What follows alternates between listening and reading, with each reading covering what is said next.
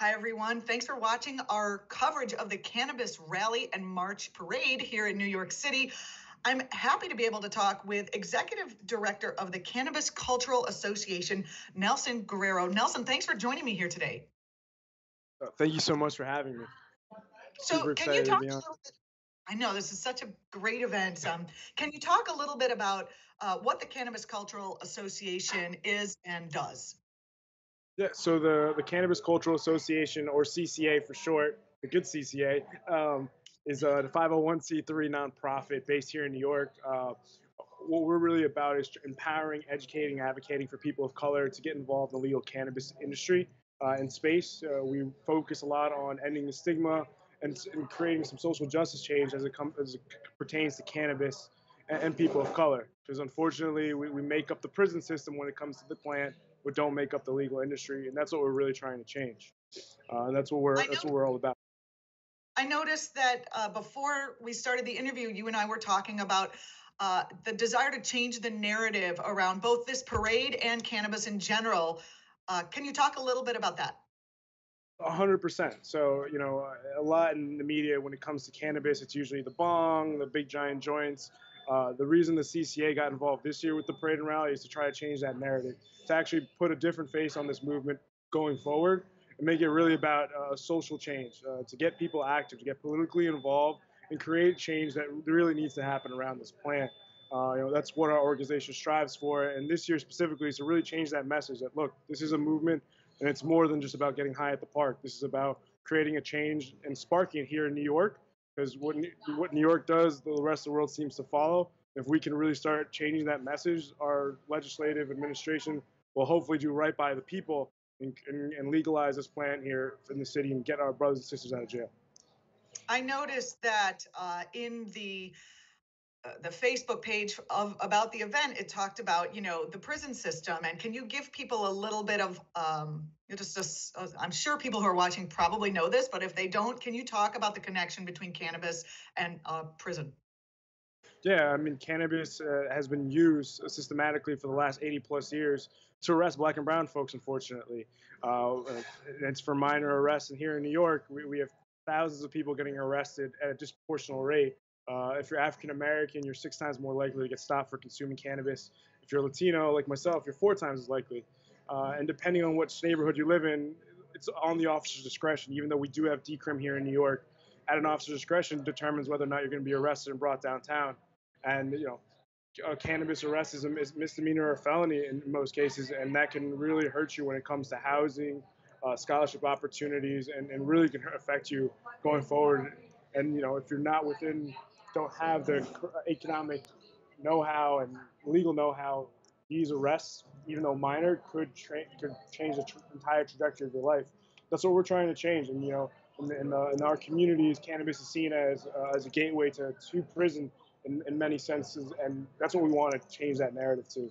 That with this new legal green rush coming, to have our communities involved and more than just being part of, unfortunately, being part of the prison system, but being part of this legal new industry and moving it forward, because this is what will create reparations and equity for our communities moving forward. Can you talk a little bit about the impact on people who use cannabis, marijuana, et cetera, for health related issues that Definitely. legalization?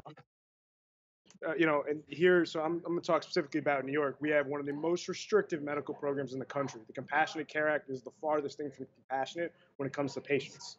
Uh, our prices compared to any other medical state at the It's moment like are the some of the highest. well, maybe act, That's a good way to put it. Um, the reason why legalization is so important is to really get away from the illicit market and also drive some of these prices down. Unfortunately, here in New York, a lot of even though we do have a decent amount of medical patients registered, a majority are still using the illicit market to have access. And this is, legalization is about creating access for the people who need this most, patients, and also ensuring that we're fighting for our patients' rights. When we have students and underage adults who are using cannabis to treat their various illnesses, that they can still have access in the schools that they're going to.